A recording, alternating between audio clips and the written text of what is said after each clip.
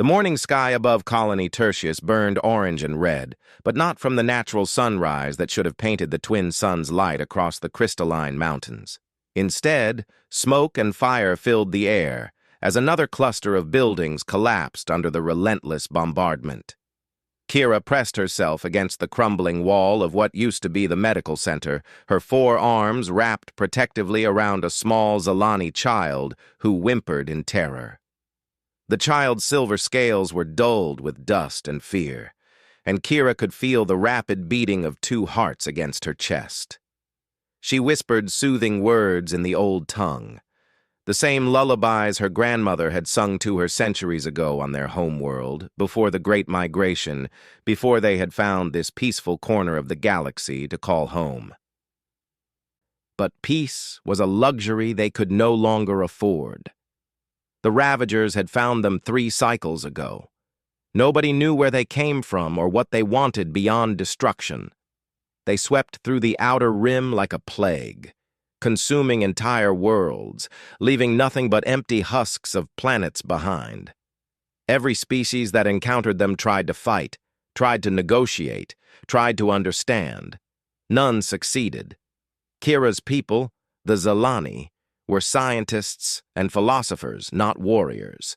Their greatest weapons were theoretical physics equations and poetry that could move stars to tears.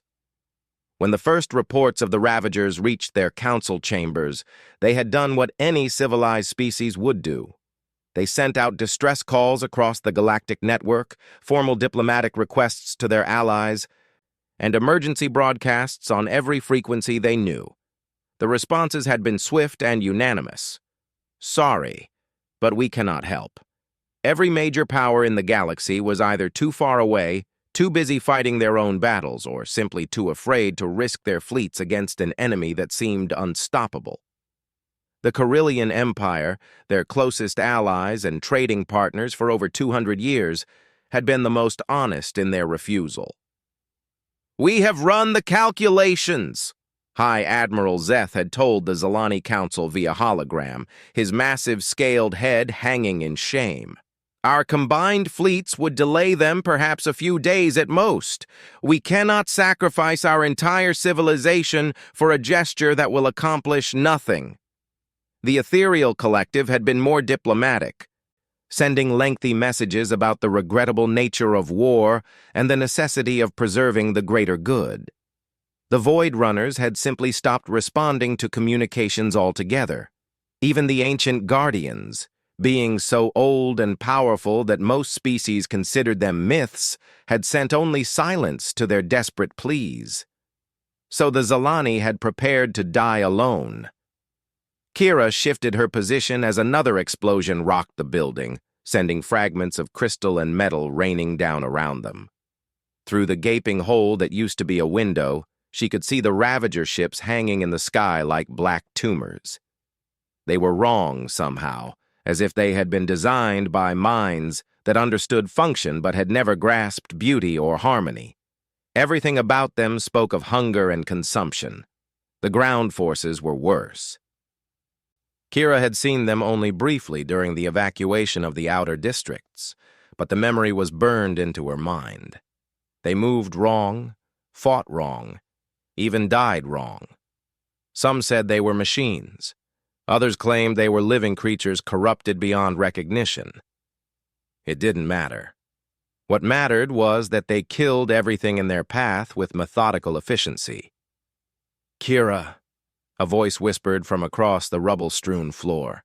She looked up to see Elder Voss crawling toward them, his ancient body moving with painful slowness. One of his forearms hung useless at his side, and blue blood seeped from a gash across his forehead.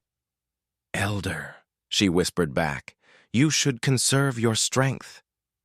The old Zalani managed a bitter smile. "Conserve it for what? We both know how this ends." He settled beside them, his breathing labored. "The children? Safe, for now? The tunnels beneath the old city still hold, and the Ravagers seem more interested in destroying the surface structures?" "Buying us time we cannot use," Voss said quietly. The last transport lifted off this morning. Those who could flee have fled. We are all that remains. Kira nodded, though the gesture felt hollow. They both knew the truth. The Zalani who had escaped in the transports were heading for refugee camps on distant worlds, if any world would take them. Their civilization, their culture, their very identity would scatter to the stars and fade away within a few generations. The Ravagers would win whether they stayed or fled. "Did you hear back from the Emergency Council?" Kira asked, though she already knew the answer from the defeat in Voss's eyes. "The final vote was unanimous," he said. "All remaining defenders are to fall back to the Central Temple. We will make our last stand there, in the sight of the ancestors. At least our deaths will have some meaning." Kira looked down at the child in her arms. So young, barely past the first molting. This little one would never see the flowering gardens of spring, never learn to sing the mathematical harmonies that made their people unique among the stars, would never know love or loss or the simple joy of watching sunrise paint the mountains gold. "Perhaps," she said carefully, "it is better this way. Better than watching them grow up as refugees, forgetting who they were." Voss was quiet for a long moment. "You know, when I was young, I believed the stories about the Guardians. I thought surely beings with such power would not let innocents suffer. Then I grew older and stopped believing in myths. Now, facing the end, I find myself wishing those stories were true after all." Another explosion, closer this time. The floor beneath them cracked, and somewhere in the distance, they heard the sound of Ravager war machines grinding through the streets. They were running out of time. "We should go," Kira said, gathering the child closer. "The others will be waiting at the temple." "Yes," Voss agreed, struggling to his feet. "Let us die with dignity, at least." They picked their way through the ruins, joining the stream of other survivors, making their way toward the ancient temple that stood at the heart of their city. The building had weathered countless storms and disasters over the millennia, its crystalline walls inscribed with the names and deeds of every Zalani who had ever lived on this world. If they had to make their final stand somewhere, it was fitting that it be here, surrounded by the memory of their ancestors. The temple was packed with refugees, families huddled together, sharing what little food and water remained. Warriors who had never trained for war cleaned weapons that seemed pitiful compared to Ravager technology. Priests sang the old songs, keeping spirits up even as death approached. Kira found a place near the altar where the child could rest. Around them, others were saying their goodbyes, recording final messages for loved ones who might survive to remember them. She closed her eyes and tried to think of something appropriate to say, some final words that would capture the beauty of their people and the tragedy of their ending. Instead, she found herself thinking about the stories Voss had mentioned. The legend spoke of ancient protectors who watched over the innocent, beings of great power who would never allow evil to triumph completely. Her grandmother had told her those stories, but had always added a warning. "The Guardians help those who deserve help, child. They do not waste their time on the unworthy." Perhaps that was the answer. Perhaps they simply were not worthy of salvation. "Elder Voss?" she called softly. The old priest looked up from where he knelt in prayer. "The distress beacons? Are they still broadcasting?" "Yes, though I cannot imagine why it matters now. Every government in the galaxy has already refused to help." "Not every government," Kira said slowly. "The signals reach beyond the known powers, beyond the major alliances. What about the smaller species? The ones nobody talks about?" Voss frowned. "There are rumors of species out in the far rim, but they are little better than myths themselves. Primitive worlds, pre-space flight cultures, dead systems. Nothing that could help us even if they wanted to. But the signals reach them?" Yes, but Kira, you cannot seriously believe that some unknown species would risk themselves for strangers when the great powers would not. She didn't answer, because she wasn't sure what she believed anymore. But as she held the sleeping child and listened to the approaching sound of Ravager machines, she found herself whispering a prayer to anyone who might be listening, to the guardians, to the ancestors, to whatever benevolent force might exist in the cold void of space. "Please," she whispered, so quietly that only the child could hear. "If anyone is out there, if anyone is listening, we are dying here. We are not warriors. We have nothing to offer in return. But we are trying to protect children who have never hurt anyone. If there is any mercy left in this galaxy, if there is anyone brave enough to stand against the darkness, please, help us." The prayer felt foolish even as she spoke it. She was a rational being, a scientist trained in logic and evidence. She knew that hope was just a chemical reaction in the brain, a survival mechanism that sometimes outlived its usefulness. But surrounded by death and devastation, with a child's life cradled in her arms, logic seemed less important than the need to believe that somewhere in the vast darkness between stars, someone might be listening. Outside, the Ravager war machines grew louder. The final siege was beginning. Soon, there would be nothing left of the Zilani but memories fading in the minds of scattered refugees. Their world would become another empty husk, their voices silenced forever. Kira pressed her face against the child's soft scales and tried not to think about how much time they had left. Around her, the last survivors of her people prepared for their final hour, and in the distance, something vast and hungry crept through their dying city. But high above, far beyond the reach of Ravager sensors, something else moved through the darkness between worlds. Something that had been listening to desperate prayers and calculating response times. Something that believed mercy was not just a chemical reaction, but a choice that defined the difference between civilization and chaos. The child stirred in Kira's arms, and for just a moment she thought she saw something bright streak across the smoke-filled sky. But it was probably just debris from another destroyed building. After all, nobody was coming to help them. The first sign that something had changed came not from the sky, but from the Ravager machines themselves.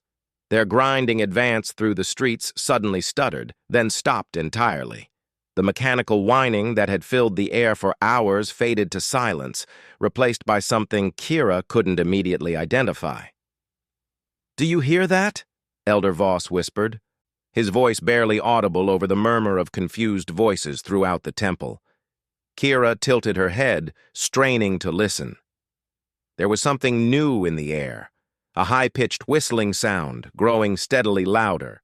Not the scream of Ravager weapons or the collapse of buildings. This was something else entirely. Around them, other Zilani were standing, moving toward the temple's great windows despite the danger. Someone near the altar called out in excitement, their voice rising above the crowd. "Look! In the sky!" Kira carefully shifted the sleeping child and made her way to one of the tall crystal windows. What she saw there defied immediate understanding. High above the smoking ruins of their city, the sky was full of falling stars. But these stars fell in perfect formation, descending through the atmosphere in controlled burns that painted bright lines against the orange smoke. "Escape pods?" someone suggested. But even as the words were spoken, everyone could see that wasn't right. These objects were too large, too organized, and they were falling toward the Ravager positions with obvious intent. The first impact came without warning. A massive explosion erupted in the industrial district where the Ravagers had been consolidating their forces. The shock wave reached the temple moments later, rattling the ancient walls and causing everyone to stagger. But this explosion was different from the Ravager bombardment. Where their weapons left nothing but glass and ash, this blast had a focused precision that spoke of controlled demolitions rather than indiscriminate destruction. "Impact pods," Elder Voss breathed. Military insertion vehicles.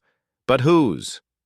The answer came in the form of a transmission that suddenly flooded every communication device in the temple. The voice that emerged was unlike anything the Zelani had ever heard. Where their own voices carried the musical quality of their native harmonics, and Ravager communications were nothing but static and synthetic noise, this voice was flat, practical, and utterly determined. This is Colonel Sarah Chen of the United Earth Expeditionary Force, broadcasting on all frequencies. Zelani survivors, if you can hear this transmission, hold your positions. We are inbound on your location and will establish a secure perimeter around your position within the hour. Repeat, this is the human military. We received your distress call, and we are here to help. The temple fell silent. Kira felt the child stir in her arms, awakened by the sudden absence of frightened whispers.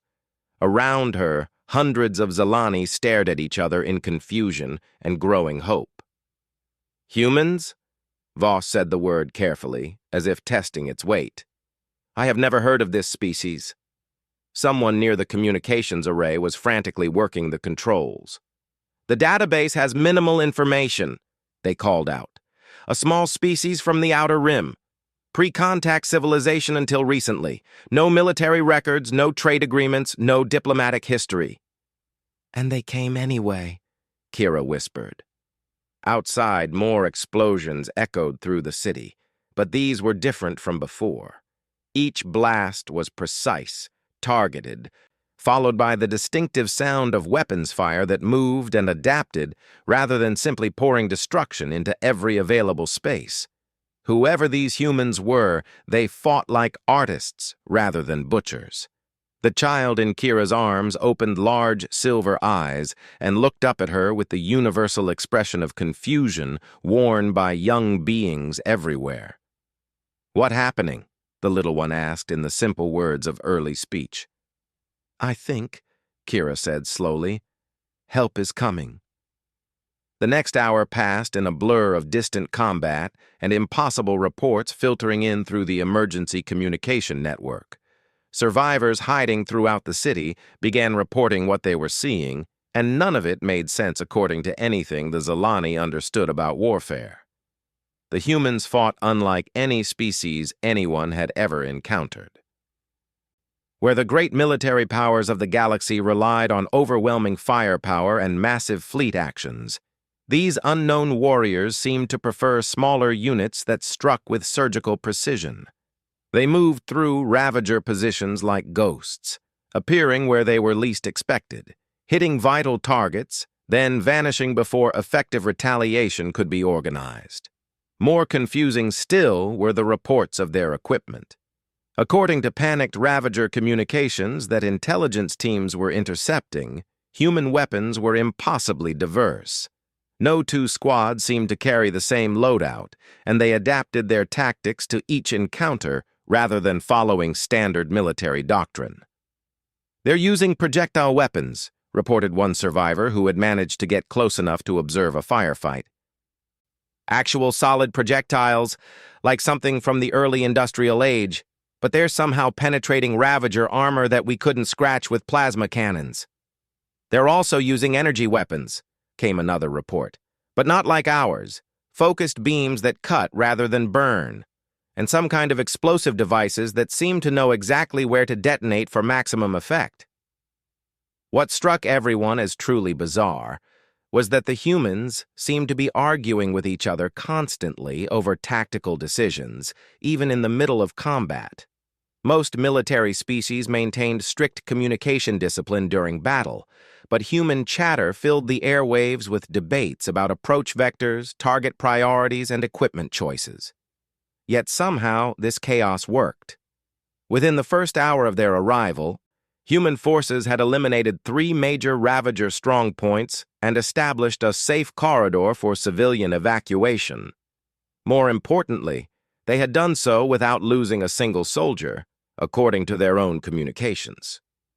Kira found herself listening to these transmissions with growing fascination. The human voices carried emotions she recognized, fear and determination, and even occasional humor, but they also carried something else. A quality that took her some time to identify. They sounded like they expected to win. "Temple Command, this is Strike Team Alpha," crackled one transmission. "We've cleared the eastern approach and are moving to establish overwatch positions. Be advised, these Ravager models are using outdated tactical programming. Recommend we advance the timetable." "Negative, Alpha," came the reply in a different human voice. "We stick to the plan. No unnecessary risks." "Colonel, with respect, the plan assumed we'd be facing competent opposition. These things fight like they're following a script from 50 years ago." "The plan stands, Sergeant. Out." Kira exchanged glances with Elder Voss. In all their historical records of galactic warfare, no species had ever described Ravager tactics as outdated or predictable. The Ravagers adapted to each enemy they faced, learning and evolving their approach with each battle. Yet these humans seemed to have identified patterns that had escaped every other military force in known space. "Contact!" came a sharp voice over the communications array. "Temple perimeter, this is Lieutenant Morrison. We have eyes on your position and are approaching from the south. We see approximately 300 civilians in the main structure. Is anyone in charge down there?" Elder Voss moved to the communication station with more energy than Kira had seen from him in days. "This is Elder Voss of the Zalani Council. We have wounded and children here. Can you truly help us?" There was a brief pause, then a different voice, older and carrying more authority. "Elder Voss, this is Colonel Chen. Yes, we can help you. My people are establishing a secure perimeter around your temple now. We'll have medical teams and supplies to you within the next few minutes." "Colonel Chen," Voss's voice trembled slightly. "May I ask why you came? Our distress call was broadcast to the entire galaxy. Every government, every military alliance, every major power refused to help us. Why did your people answer when no one else would?" This time, the pause was longer. When the human colonel finally responded, her words carried a weight that silenced the entire temple. "Because, Elder, nobody answered our distress call either." The meaning of that statement was still sinking in when the first human soldiers appeared at the temple entrance. Kira had expected something impressive based on their combat performance, but what she saw instead were beings that looked almost fragile compared to most galactic species. They were small, even smaller than the Zalani, with only 2 arms and standing on just 2 legs. Their skin was pale and soft-looking, and they moved with an efficiency that spoke of extensive training rather than natural physical advantages. What struck Kira most was their equipment. Unlike the sleek, integrated technology of advanced civilizations, human gear looked improvised, practical, constantly modified. The first soldier through the door removed his helmet to reveal features that were almost childlike in their simplicity. No scales, no natural armor, no obvious adaptations for combat. Just a young face marked by determination and something that took Kira a moment to recognize as compassion. "Ma'am," he said, nodding to her politely. "Corporal Williams, United Earth Marines. Are you or anyone here injured?" The simple courtesy of the question, asked in the middle of a war zone, nearly brought tears to Kira's eyes.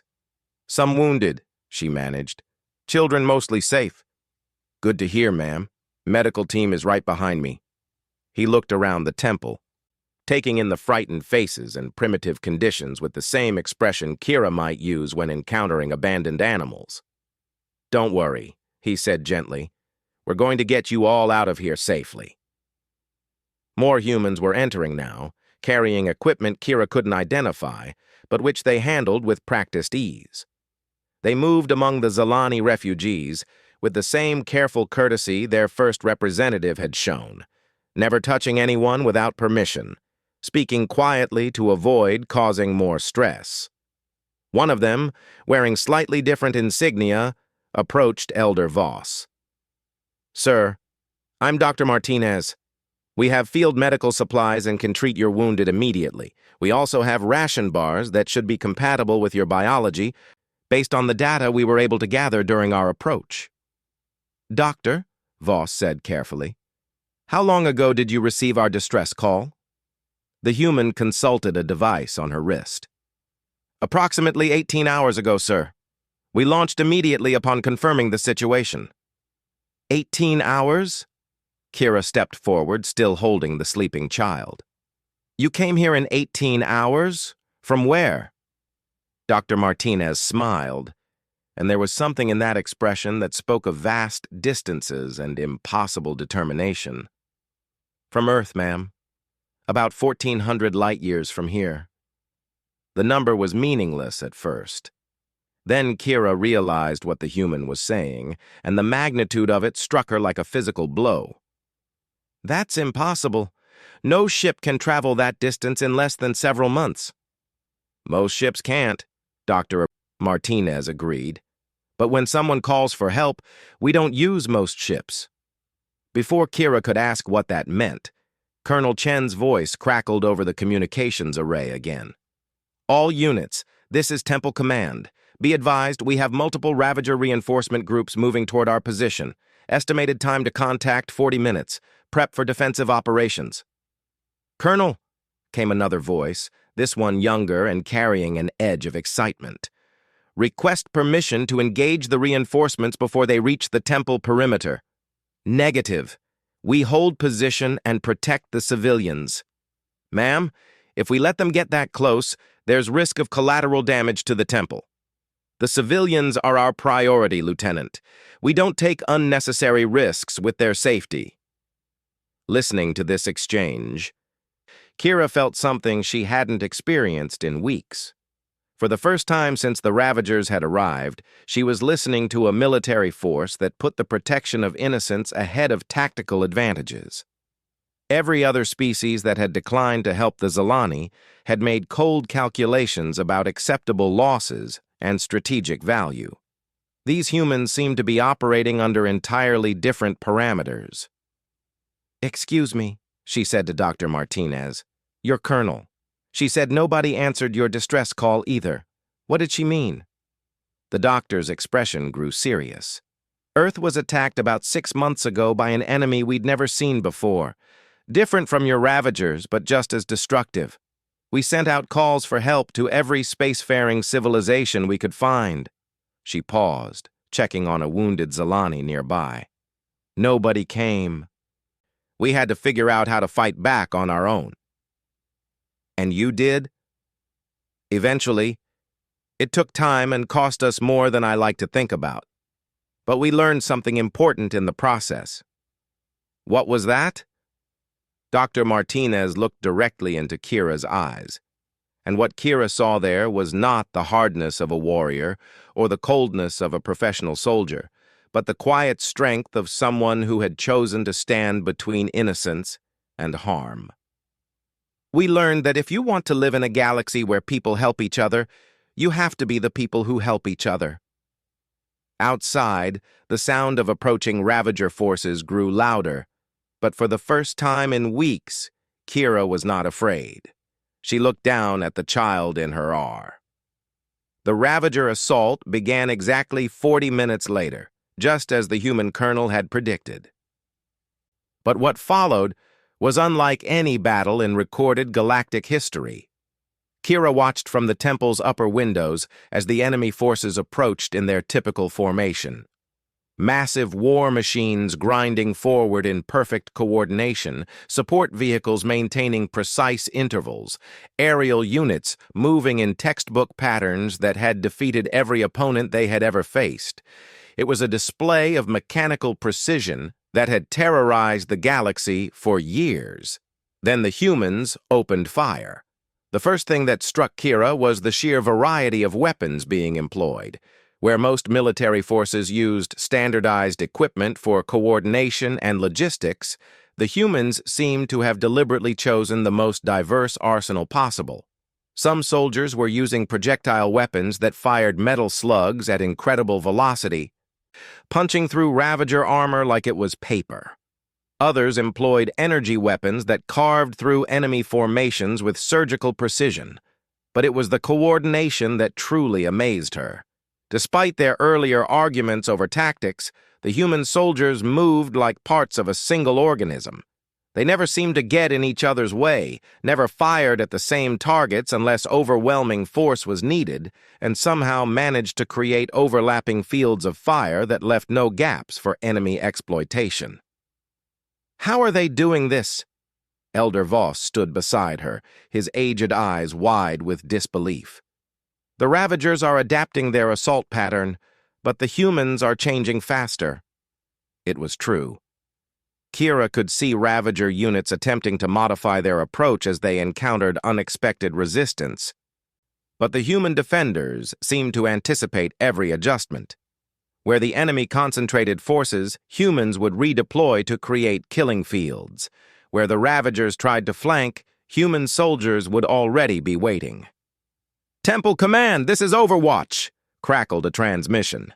"Enemy aerial units moving to attack Vector 7. Recommend Stinger deployment." "Confirmed, Overwatch. Alpha Squad, you have authorization." "Roger that. Stingers away." Kira watched in fascination as several humans lifted tube-shaped devices to their shoulders.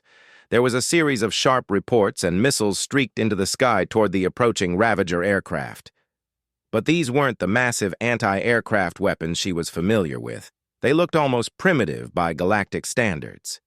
The Ravager pilots must have thought the same thing, because they made no attempt to evade what appeared to be obsolete technology. That mistake cost them everything. The human missiles struck with devastating accuracy, and within seconds, the entire enemy air wing was falling from the sky in burning fragments. "Impossible," whispered someone behind them. "Ravager aircraft have adaptive defense systems. They learn to counter any weapon after the first few strikes." Dr. Martinez, who had stayed in the temple to continue treating wounded, looked up from her patient with a slight smile. "Only if they survive the first few strikes. Our missiles don't give them that chance." The ground battle was proving equally one-sided, though in ways that defied explanation. The Ravagers were adapting their tactics as expected, but the humans seemed to be adapting faster. More than that, they appeared to be deliberately feeding the enemy false information about their capabilities. Kira watched as a human squad retreated from one position under heavy fire, apparently driven back by superior Ravager numbers. The enemy machines advanced to occupy the abandoned ground exactly as their programming demanded. Then, hidden human soldiers emerged from concealment and attacked from 3 different directions simultaneously, destroying the entire Ravager unit before it could respond. "They're thinking," she realized aloud. "The humans aren't just following tactics. They're thinking creatively about each situation." "More than that," Elder Voss said slowly. "They're thinking like their enemies think, but better." Colonel Chen's voice cut through the battle noise. "All units. Enemy commander is attempting to coordinate a mass assault on the eastern perimeter. Let him. Fall back to secondary positions and prepare for Operation Mousetrap." "Colonel," came a worried response. "If we abandon the eastern perimeter, they'll have a clear run at the temple." "Negative. They'll think they have a clear run at the temple. There's a difference." What followed was the most audacious display of tactical deception Kira had ever witnessed. The humans appeared to be retreating in panic, abandoning carefully prepared positions under heavy enemy fire. Ravager forces surged forward, finally seeing an opportunity to overwhelm their surprisingly competent opponents through sheer numbers. They advanced directly into a trap so perfectly constructed that Kira didn't realize what was happening until it was too late for the enemy to escape. The humans hadn't retreated at all. They had repositioned to create a killing ground that funneled the entire Ravager assault force into a narrow corridor between 2 collapsed buildings. Once the enemy was committed to that path, human soldiers emerged from hiding places that shouldn't have been possible to occupy. Some attacked from underground tunnels that must have been prepared hours earlier. Others appeared on rooftops that surveillance had shown were empty.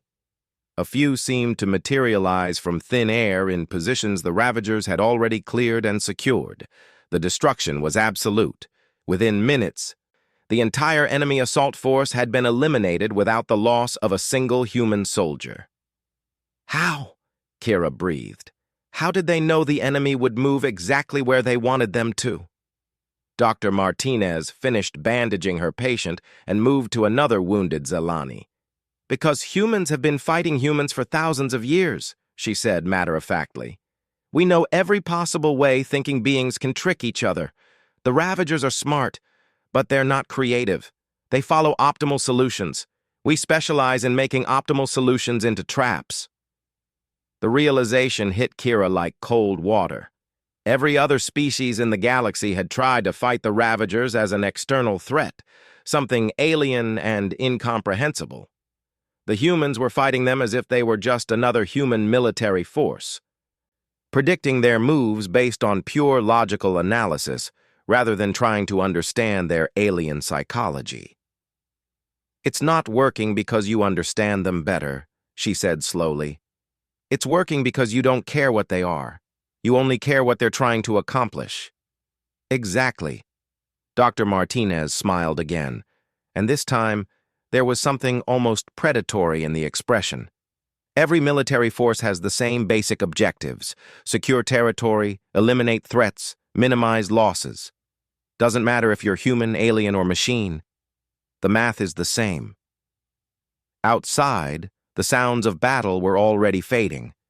Colonel Chen's voice returned to the communications array, calm and professional.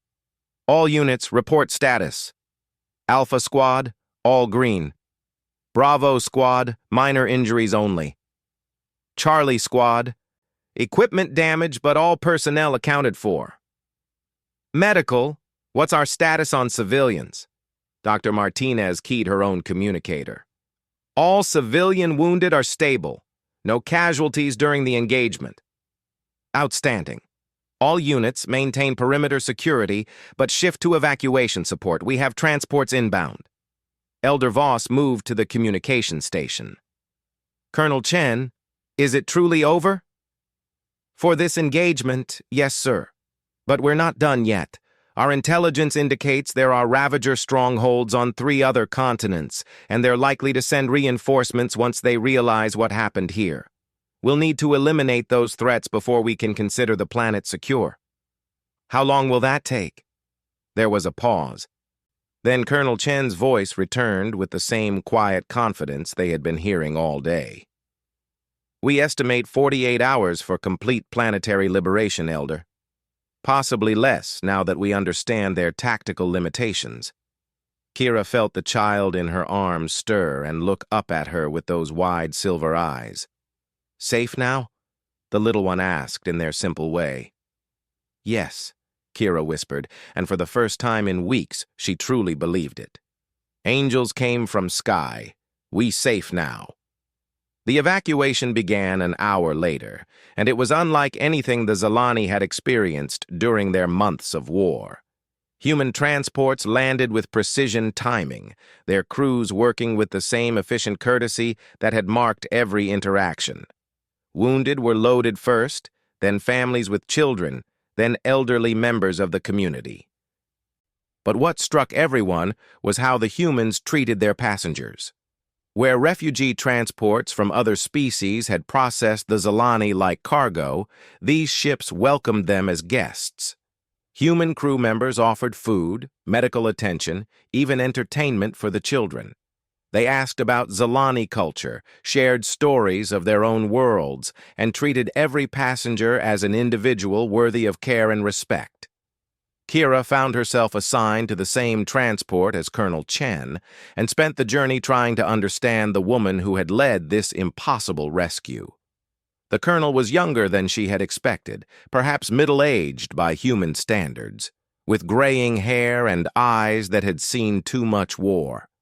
But when she spoke about her soldiers or the mission, those eyes came alive with a fierce protectiveness that reminded Kira of a parent defending children. Colonel, Kira said during the journey, May I ask a personal question? Of course. When your people were attacked, when no one came to help you, did you consider giving up? Accepting that you were alone? Colonel Chen was quiet for a long moment, staring out at the stars visible through the transport's viewport. We considered it, she said finally. Some people did give up. Some decided that if the galaxy wouldn't help us, we shouldn't help anyone else either. But you didn't. No, because we realized something important. The colonel turned to look directly at Kira. The galaxy doesn't owe us anything, but we owe something to ourselves. We owe it to ourselves to be the kind of people we want to exist in the universe. Even when it costs so much? Especially when it costs so much. Anyone can be good when it's easy. The measure of who you really are comes when being good costs you everything. Kira thought about that as they traveled through space toward the sanctuary world, where the Zalani refugees would be temporarily housed. Around her, human and Zalani crew members worked together with the easy cooperation of people who had found common ground in shared purpose.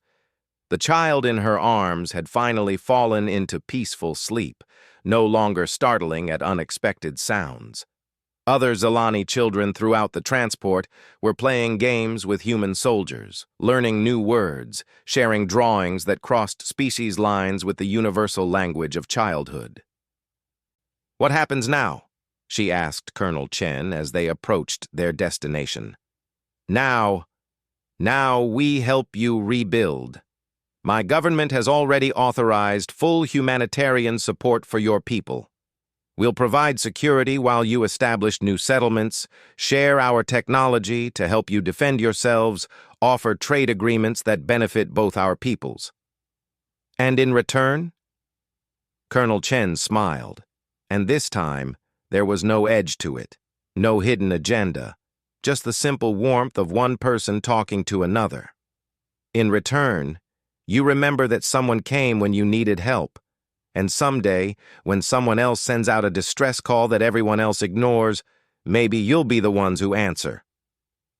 The transport docked smoothly at the orbital station around the sanctuary world, and Kira gathered her few possessions as they prepared to disembark. But before leaving, she turned to Colonel Chen one last time. "Colonel, may I ask what you call this kind of mission? This rescuing of strangers?" The human officer thought for a moment, then smiled. "We call it Tuesday, ma'am. Just another Tuesday." As they walked off the transport together, human and Zalani side by side, Kira realized that something fundamental had changed in the galaxy.